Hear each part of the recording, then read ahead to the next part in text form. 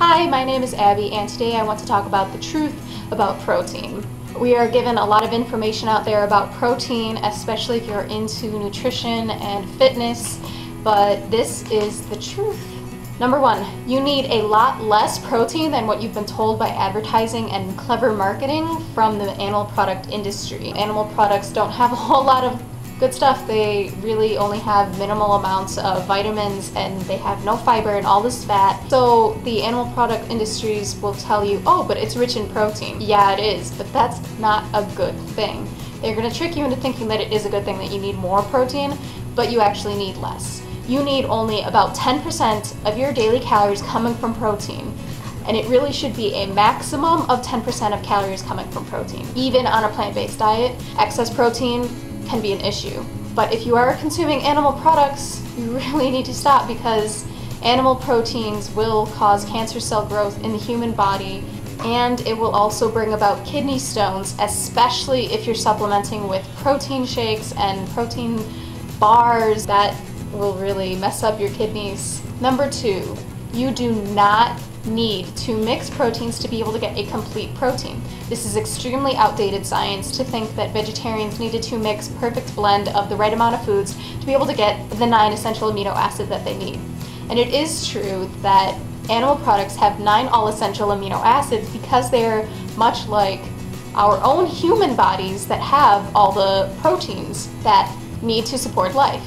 And plants, being different than humans, have different proteins, but you don't need to consume it all in the same meal, and you don't even need to consume all those 9 essential amino acids in the same day. Over the course of a few days, if you are eating a variety of whole food, plant-based foods, even if they're not protein rich, if they're carbohydrate rich and only have a little bit of proteins, for example like fruits and certain vegetables, you will be getting the right amount of essential amino acids that you need. And your body will recycle and reuse existing proteins in your body, and you'll be fine. You do not need to worry about where your proteins are coming from. Number three, all food does have protein. Even fruit, bananas and apples and berries and melons and watermelon has protein. You will get the right amount of protein you get even if you're not consuming protein-rich foods like beans and nuts and soy products. You'll get enough. As long as you have sufficient calories total, you will have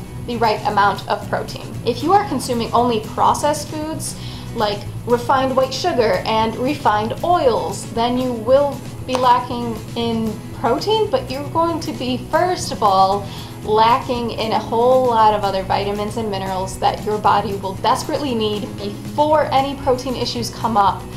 You will not be protein deficient ever. On a vegan diet, never. Number four, as I mentioned earlier, and I got a little bit sidetracked, there is no such thing as a protein deficiency. Kwashiorkor is the medical term for a protein deficiency, and this only happens in children who have been weaned off of their mother's milk before they possibly could. So kwashiorkor only happens with children, very young children, and it is almost unheard of in adults. I mean, it's just not gonna happen to you. First of all, you're gonna get constipated, so fiber is a way more important thing. So vegans and future vegans, whenever you get asked, but where do you get your protein from? A great response would be, but where do you get your fiber from? Because fiber is way more important anyway. So those are the kind of things that you need to be focusing on, not where do I get my protein from. If you're eating a whole foods plant-based diet, you will get the right amount of protein. You don't need to worry. Number five, you do not need to eat more protein after a workout. A lot of protein shakes and protein meal replacers and advertising for different whey proteins and soy proteins and all this stuff. The soy proteins are great because at least they're not coming from animal products, but you don't need them. They're snake oil, because your body after a workout, when it's resting, is when the muscles are building themselves and repairing and growing from the damage that you did during your workout. And you don't need extra protein because your body will just use the protein that is already in your 10% maximum of daily calories coming from protein more efficiently. And it will recycle and reuse proteins in your own body. So you do not need at all, ever. And you really shouldn't be taking those protein meal replacers. You don't need them, and you shouldn't take them. They will cause kidney stones. They're not beneficial for you. It's a waste of your money. It's not worth it.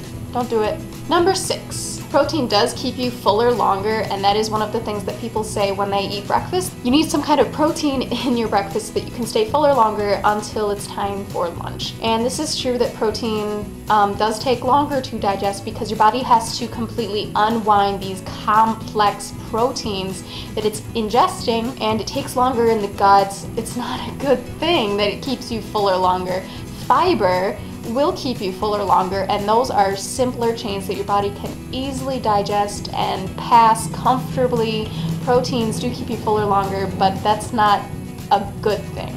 So if you want a breakfast that keeps you full to lunch, eat a fiber and water-rich and nutrient-rich and carbohydrate-rich breakfast of fresh fruits. A smoothie is wonderful, or even a whole grain breakfast of whole grain cereal, oatmeal, even like a brown rice for breakfast with like some jam. Anything like that that is high in fiber and nutrition will keep you fuller longer because your body knows when there's nutrition in a food and it can say, okay, I'm done, and feel good about it. Those are some of the 6 truths about protein, and there is a whole lot more truth about protein to combat all of the lies and misinformation that's out there in the fitness and nutrition industries. But those are some of the truths coming from a nutritional sciences student and current vegan who has studied a lot about protein, because I get asked a lot, especially where I live in Wisconsin. So please go vegan. Make sure that you are lowering your protein and upping your fiber, and have a great day.